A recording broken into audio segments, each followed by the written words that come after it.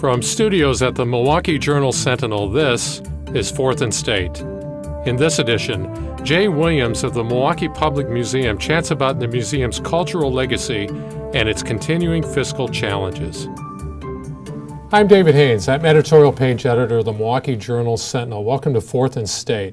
I'm joined today by Jay Williams, who's president of the Milwaukee Public Museum, one of the community's preeminent cultural institutions. Jay, welcome to Fourth and State. Thank you, David. So you've referred to the museum as a cultivator of curiosity. Explain what you mean by that. Well, I think if you reflect on the history of our museum, which by the way goes back to about 1851 in Milwaukee, what was a constant theme is the educators, the academic people of the museum, always were exploring. We're trying to find answers to questions, which really got to every person's interest and curiosity. Why are we the way we are? Why is the planet the way the planet is? How have people impacted the environment? How has the environment impacted people? And always asking those questions just created more curiosity and more research and more knowledge and more learning, which really creates the museum. Mm-hmm. And there's a tremendous amount, a tremendous part of the museum that we don't often see. What percentage of the museum is actually on display? Well, if you look at our property, we're in about a 400,000 square foot building, of which 150,000 is exhibit space. Mm-hmm. So, not even half of it. The museum itself has 4.5 million objects in its collection, mm-hmm. and at any time it's something less than 10% are the objects that are being displayed. Mm-hmm. But we have many, many collections that scientists from around the world use for research, whether it's butterflies or freshwater fish or Native American, or we have a world-renowned firearms collection. Mm-hmm. But we attract scientists doing research. So aside from the public, you've got scientists coming in to do the research you do. You have researchers that actually work at the museum. Correct. Talk a little bit about the fiscal situation with the museum. We all know about the problems a few years ago. You've sort of come through that problem. I know the endowment is back in good shape. Your attendance is up. You're about to launch a capital campaign. But where's the fiscal situation of the museum at right now? What is it that you need to do? What are you looking for? Well, there's a number of things. One is we're in as good a situation as we've been in the last 10 years. Mm-hmm. We were very fortunate to do some things that created a growth in our net asset position. It's right around $11 million. Our endowment is just under $8 million.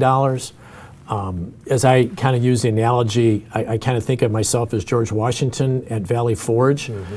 that there were a lot of great people that got museum through this dark, deep winter. Mm-hmm. The county, John Schlifsky, Dan Finley, the employees, the mm-hmm. donors, the docents, there was a whole group of people.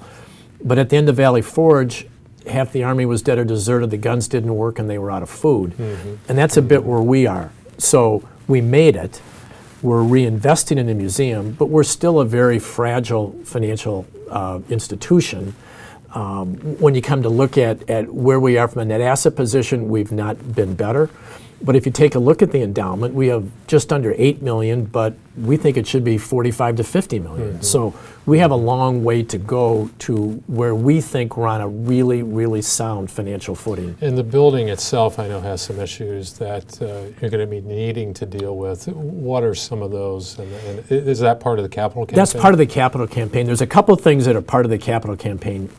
Fundamentally, about half of the campaign will be to endow academic positions. Okay. The academic part of our business is a very, very important part. You consider yourself an academic institution? Without question. Mm-hmm. Academics and research. And we want to make sure that those positions are permanently funded as much as possible. Mm-hmm. So the growth in our endowment will really parallel the growth that we can reinvest in the academic side. Mm-hmm. That's about half of the campaign. We're in a 50-plus-year-old building with 50-year-old escalators, bathrooms, elevators, freight elevators, windows. We just need a lot of capital improvements to the building. One of the other things that we need is to try to create a safe, if you want to say, bus loop. We are fortunate to have hundreds of thousands of kids in the museum every year. And if you pull up to the museum on a busy school day, there's buses on Wells and on Lovell. There's not a safe way. The kids are walking through traffic. from the parking garage. We want to make a bus loop to have a safe access for students, disabled citizens, a mother with a stroller, a senior citizen, and that's also part of it. You've talked a lot about the research and how important that has been over the years. Is the research in any risk? Is that mission at any risk given the financial realities that you're facing? Well, it's a balance right now.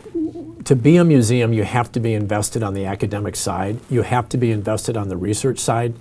We are still fundamentally creating a sustainable business model. For us to be a museum, you do have to be committed to the academic side, but it doesn't mean that we might not go through a period where we have to just kind of fiscally be responsible to make sure that we're sustainable for the long term. But long term, we want to keep investing in the academic mission.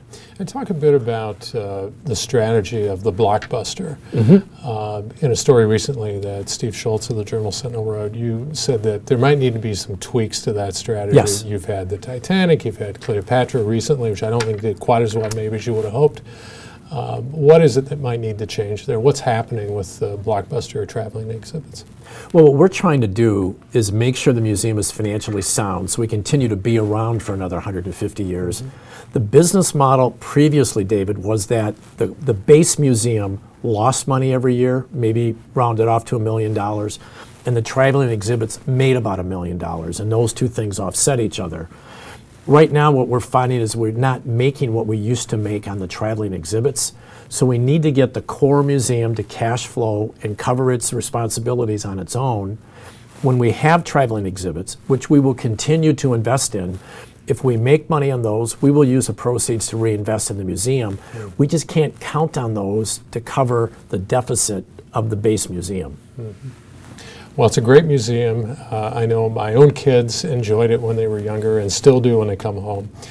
Jay, thanks so much for being with us and good luck. Well, I appreciate your time, David. Thank you. Thanks to you for being with us once again on 4th and State.